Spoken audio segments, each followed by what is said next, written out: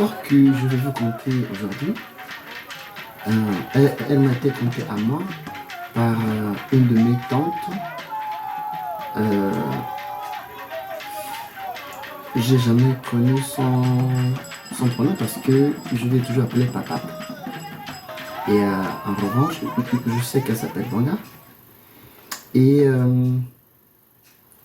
ça s'est passé à la Bahreïn. J'étais en vacances chez elle, elle m'a conté cette histoire. Dans le village, il y avait une des grand-mères qui était partie à la pêche et finalement elle s'est perdue en forêt. On a cherché la femme pendant 2, 3, 4, 5 jours, 6, 7, 8 jours. Personne.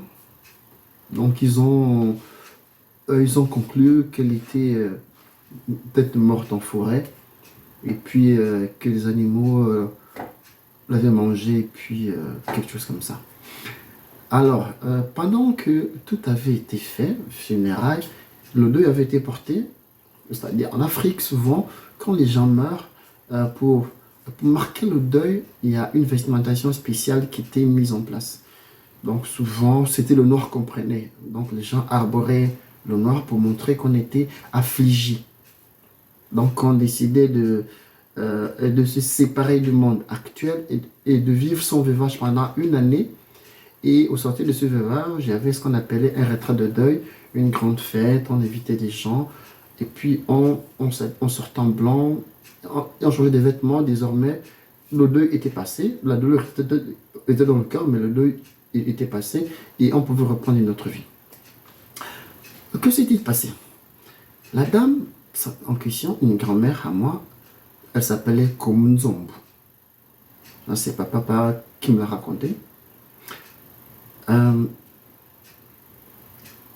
Était perdue en forêt.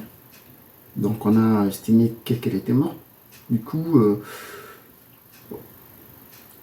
ils ont porté le deuil. Ils ont même enlevé le deuil. Parce que pour eux, la personne avait disparu. Alors, que s'est-il passé? Un soir de pleine lune, pendant que les gens étaient assis au village, aux environs de 17 heures, ils ont vu au fond de la cour, parce que souvent nos villages, il y avait les maisons à gauche, à droite. Au fond du village, il y avait le corps de garde du chef. Et le corps de garde faisait face à la route. Donc du coup, les gens qui arrivaient, qui rentraient dans le village, avaient le corps de garde en face d'eux. Alors, les gens sont restés là, ils ont vu l'homme arriver, mais la dame arrivée était toute couverte de kaolin blanc. Elle avait ce qu'on appelle matodi. Donc il y avait des points rouges un peu partout dans le corps, des points rouges. Il y a le kaolin blanc et puis le kaolin rouge. Donc il y avait le corps était recouvert de blanc et puis matodi. Donc des points faits avec le kaolin rouge au corps. Maintenant, elle avait une vestimentation spéciale. Bon, je ne vais pas décrire parce que moi j'ai oublié la raconter il y a très longtemps. Alors, mais je me suis juste souvenu des grands accents, donc c'est ce que je peux faire là. Elle avait un tabouret avec elle. Lorsqu'elle est arrivée au village, elle a entonné une chanson. Bon, la chanson, je l'ai oubliée. Elle a entonné une chanson, et c'était une chanson du Niembe. C'est une très belle chanson, et c'est une chanson qui racontait l'épopée de nos génies traditionnels. Donc elle est arrivée avec au village et je crois qu'elle est restée un moment parce qu'elle a fait initier beaucoup de petites filles au village et même certaines grandes personnes pour leur montrer la vie de l'autre côté. Parce que contrairement à ce que les gens véhiculent, il y a une vie au-delà de celle que nous voyons. Et la séparation de cette vie à l'extérieur, c'est mais c'est ce voile que les gens ont tout fait pour refaire. Parce qu'à l'époque, donc les gens avaient la possibilité d'aller de l'autre côté comme ça. C'est peut-être naturel, on va penser que c'est bizarre, mais c'était la vérité. Et puis, elle a initié cette dame au village, leur montrer comment ça se passait, et puis elle est repartie. Et moi, lorsque je grandissais, j'avais peut-être 12 ou 13 ans,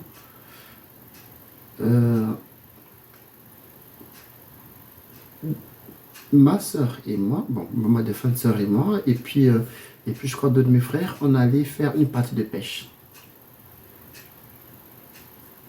On a pêché beaucoup de poissons, mais la majorité des poissons qu'on a pêchés, c'était des silures. Et là, on avait attrapé beaucoup de gros silures. Pas des gros, mais quand même une très bonne casserole. Alors, ce qu'on n'a pas compris, c'est que lorsqu'on a pêché tout le poisson, il était question qu'on sorte maintenant. Mais la route qu'on avait empruntée, on la connaissait, la route qu'on a empruntée pour revenir à la maison, est-ce qu'on s'est perdu complètement? C'est-à-dire que on tournait en rond, tournait en rond, tournait en rond, tournait en rond, tournait en rond, sans pouvoir trouver le chemin.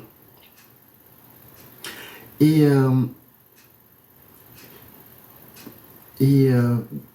excédé par le fait que nous tournions sur place, et puis il faisait tard parce que on arrêtait la pêche à 17h, le panier était déjà plein de poissons. Et maintenant, on a commencé à longer la rivière pour sortir. Mais c'est là où on se trompait de chemin. Et entre-temps, la nuit est tombée. Alors, les parents se sont inquiétés. Les parents se sont interviewés. Les parents se sont mis aussi à nous chercher parce que ils savaient là où nous étions allés pêcher. Donc, les parents se sont mis à nous chercher, appeler, sans pour autant qu'ils nous retrouvent.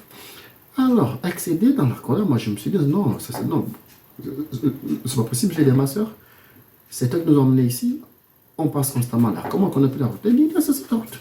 Donc, moi, dans ma colère, j'ai chuté le panier de poissons.